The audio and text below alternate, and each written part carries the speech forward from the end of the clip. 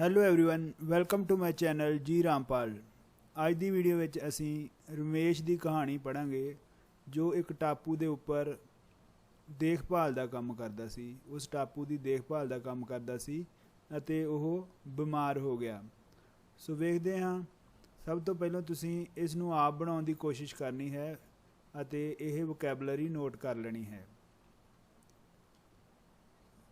Applicants ਬਿਨੇਕਾਰ, get off उतरना, a tingling sensation एक चरनाहट सनसनी, get scared डर जाना, headache सिर पीड़, high blood pressure उच्च खून दबाव, sting stung सो सैकेंड थर्ड फॉर्म है डंगना। सो कोई चीज़ सानू डंग मारती है उसनू आपां sting ਕਹਿੰਦੇ ਹਾਂ ਐਜ਼ ਏ ਵਰਬ ਉਹਨੂੰ ਸਟਿੰਗ ਯੂਜ਼ ਕਰਦੇ ਹਾਂ। ਚਲੋ ਵੇਖਦੇ ਹਾਂ ਕਿ ਕਿਸ ਤਰ੍ਹਾਂ ਆਪਾਂ ਇਸ ਪੈਰਾਗ੍ਰਾਫ ਨੂੰ ਟਰਾਂਸਲੇਟ ਕਰਨਾ ਹੈ।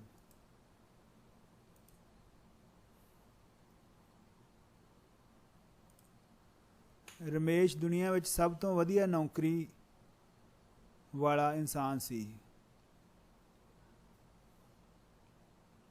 ਰਮੇਸ਼ ਦੀ ਦੁਨੀਆ ਵਿੱਚ ਸਭ ਤੋਂ ਵਧੀਆ ਨੌਕਰੀ ਸੀ। Ramesh had a best job in the world ਦੁਨੀਆ ਵਿੱਚ ਬੈਸਟ ਜੌਬ ਵਧੀਆ ਨੌਕਰੀ। ਤੋ ਰਮੇਸ਼ ਕੋਲ ਜਾਂ ਇੱਥੇ ਆਪਾਂ ਇਸ ਤਰ੍ਹਾਂ ਵੀ ਕਹਿ ਸਕਦੇ ਹਾਂ ਰਮੇਸ਼ ਦੀ ਇੱਕ ਬਹੁਤ ਵਧੀਆ ਦੁਨੀਆ ਵਿੱਚ ਨੌਕਰੀ ਸੀ। ਉਸ ਨੂੰ 20,000 ਬਿਨੇਕਾਰਾਂ ਵਿੱਚੋਂ ਇੱਕ ਟਾਪੂ ਦੀ ਦੇਖਭਾਲ ਲਈ ਚੁਣਿਆ ਗਿਆ ਸੀ। ਸੋ ਕਿਸੇ ਦੁਆਰਾ ਚੁਣਿਆ ਗਿਆ ਹੋਣਾ। ਇਹ ਪਾਸਟ ਇੰਡੈਫੀਨੇਟ ਦਾ ਪੈਸਿਵ ਸੈਂਟੈਂਸ ਬਣੇਗਾ। ਹੀ ਵਾਜ਼ chosen, he was chosen from 20,000 applicants ਕਾਹਦੇ ਲਈ to look after an island। ਸੋ ਇਸ ਦੀ ਪ੍ਰੋਨਾਂਸੀਏਸ਼ਨ ਆਈਲੈਂਡ ਹੁੰਦੀ ਹੈ, ਇਜ਼ਲੈਂਡ ਨਹੀਂ। ਸੋ ਇਹਨੂੰ ਆਈਲੈਂਡ ਦੀ ਦੇਖਭਾਲ ਕਰਨਾ, ਲੁੱਕ ਆਫਟਰ। ਜਿਸ ਤਰ੍ਹਾਂ ਸਾਨੂੰ ਆਪਣੇ ਵੱਡਿਆਂ ਦੀ ਦੇਖਭਾਲ ਕਰਨੀ ਚਾਹੀਦੀ ਹੈ। We should look after our elders. So look after word ਇਹ ਨੋਟ ਕਰ ਲੈਣਾ। ਇੱਕ ਦਿਨ ਉਹ ਆਪਣੀ ਜੈਟ ਸਕੀ ਤੋਂ ਉਤਰ ਰਿਹਾ ਸੀ। ਸੋ ਜੈਟ ਸਕੀ ਇੱਕ ਮੋਟਰ ਬਾਈਕ ਦੀ ਤਰ੍ਹਾਂ ਹੁੰਦੀ ਹੈ, ਤੁਹਾਡੀ ਪਿਕਚਰ ਵਿੱਚ ਦਿਖ ਰਹੀ ਹੈ। ਸੋ one day he was getting of his jet ਸਕੀ। ਗੈਟ ਆਫ ਉਤਰ ਜਾਣਾ। ਸੋ ਇੱਥੇ ਪਾਸਟ ਕੰਟੀਨਿਊਸ ਟੈਂਸ ਹੈ। ਸੋ one day he was getting of his jet ਸਕੀ। ਉਹ ਆਪਣੀ ਜੈਟ ਸਕੀ ਤੋਂ ਉਤਰਿਆ ਸੀ। ਅਚਾਨਕ ਉਸਨੇ ਆਪਣੇ ਹੱਥ ਪੈਰਾਂ ਵਿੱਚ ਇੱਕ ਚਰਨਾਹਟ ਸਨਸਨੀ ਨੋਟਿਸ ਕੀਤੀ। ਅਚਾਨਕ suddenly he noticed a ਚਰਨਾਹਟ tingling sensation।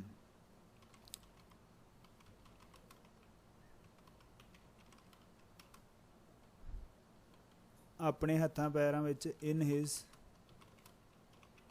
hands and feet। Suddenly he noticed a tingling sensation in his hands and feet। ਉਹ ਡਰ ਗਿਆ। he got scared ਡਰ ਜਾਣਾ। ਸੋ ਪਾਸਟ ਇੰਡੈਫੀਨਿਟ ਹੈ।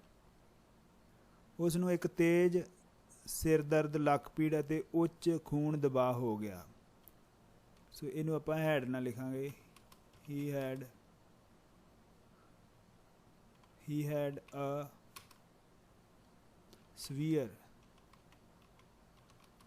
severe headache।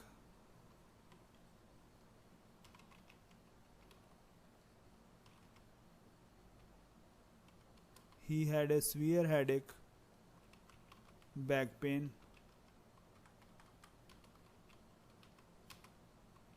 and high blood pressure.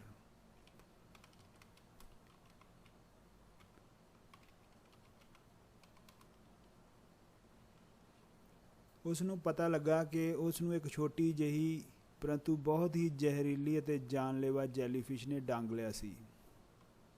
ਉਸ ਨੂੰ ਪਤਾ ਲੱਗਾ he came to know ਕਿ that he had been stung by a poisonous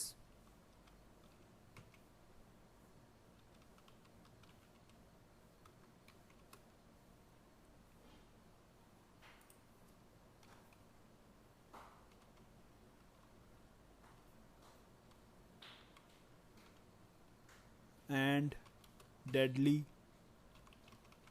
jellyfish.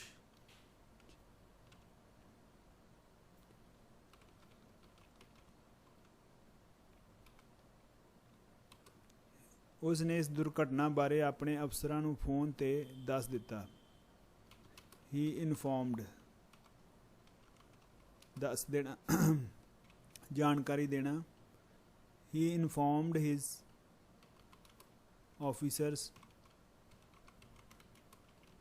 about this accident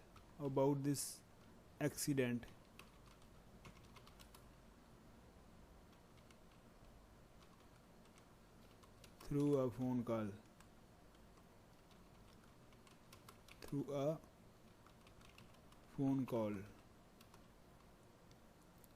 थोड़ी देर बाद एक बचाव दल उस तक पहुंच गया।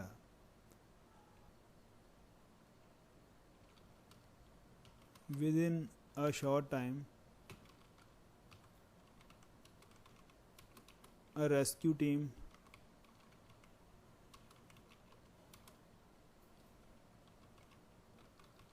reached him.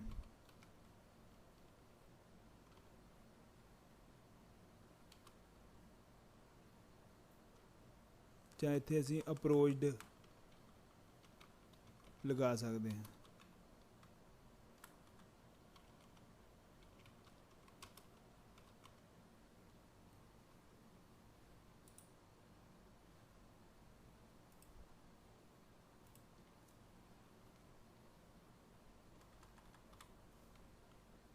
A rescue team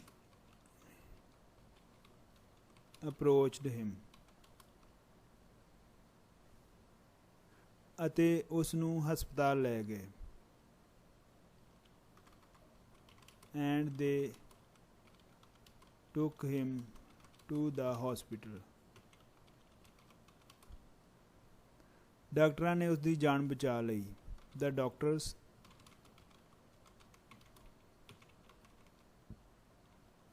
saved his life. The doctors saved his life. ਜਾਨ ਬਚਾਉਣ ਲਈ ਉਸਨੇ ਡਾਕਟਰਾਂ ਦਾ ਧੰਨਵਾਦ ਕੀਤਾ। For saving his life.